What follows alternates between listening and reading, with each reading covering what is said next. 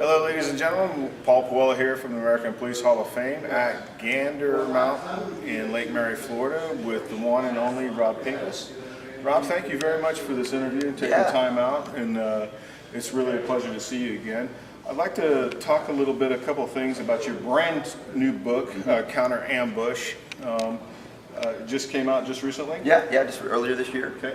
And could you tell us a little bit about it, please? Well, the idea with counter ambush is that if we can be in control, if we can be on balance, if we can be ready for our fight, we're obviously going to be able to fight better. And that's a preferred situation. For a lot of guys in law enforcement, you know, that's most of our training. Most of the training I got in the academy, most of the training we did in service, most of the training that I see a lot of guys getting is really designed specifically to help people deal with the situations they know they're going into. You know, what are your tactics and your procedures for dealing with a violent threat? What are the procedures for dealing with a traffic stop? What are the procedures for dealing with a domestic violence situation? And that law enforcement training trickles down into civilian self-defense as well. So you start, how do I deal with someone who approaches me who I don't know? How do I deal with someone who's trying to break into my home? How do I deal with someone who is robbing the convenience store and I'm a customer in a convenience store? Well, all those things are really important to talk about, but what's ultimately much more important to talk about is what happens when you're not expecting it. And if we look at the empirical evidence, most of the time people have to use guns to defend themselves, whether it's law enforcement or in civilian personal defense. It's situations that you didn't see coming. And in fact, if you had seen them coming, you would have left. So all of our training at IC Training Company is really taught from a counter-ambush standpoint.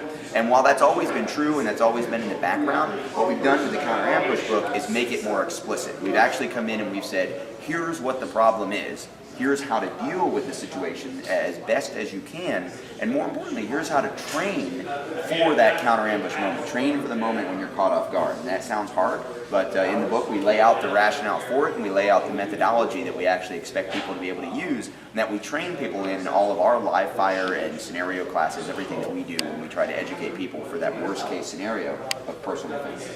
Well, as you know, Rob, you're very familiar with the recent case that we just had that made national attention, and I think that's the exact kind of scenario that you're talking about. That gentleman just happened to be caught off guard, and he really didn't have a whole lot of options in his mind, and I think that's what you're talking about.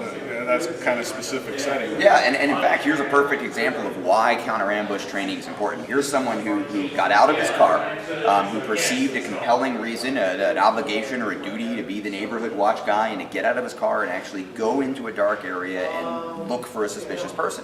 Well, he made that choice consciously.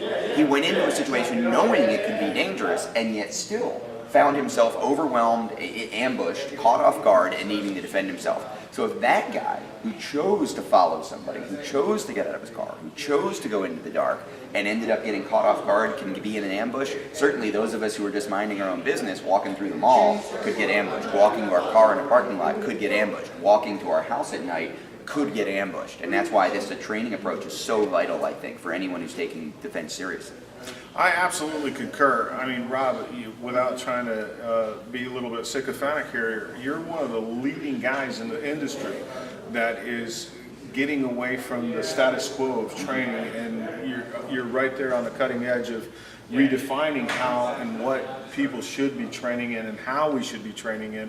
And I think Combat Focus started that.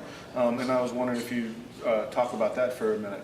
Yeah, the CFS program, and in fact we call it Dynamic Focus Shooting here at the Gander Mountain. Every one of the Gander Mountain Academy locations now has a certified instructor or a couple of certified instructors to teach that program. That's the reason I'm here today, is to teach an introductory level program for dynamic defensive handgun. That whole program is based on the idea of learning to shoot as efficiently as possible, learning to work well with the body's natural reactions, learning to train in a way that is intuitive, that works well with our anatomy, with the physics of the handgun, and in the circumstances that we're going to fight.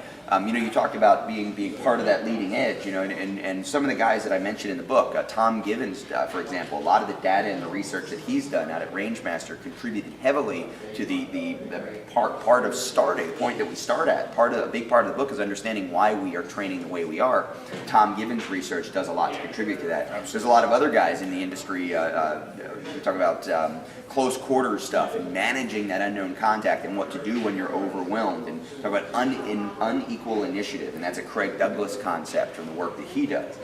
All of the guys inside of the combat focus shooting program contribute to that development also, and it really is a program. It's not just a class with Rob Pincus. If people go to combatfocusshooting.com, they're going to see a list of instructors all across the country who are actively teaching and actively help develop the program every time they teach a course. And of course our students are a big part of that. So when people read the books, when people watch the videos, when people come to classes, we really value the feedback that we get from them. The questions they ask drive us to find answers, and this book is some of the answers we've come up with.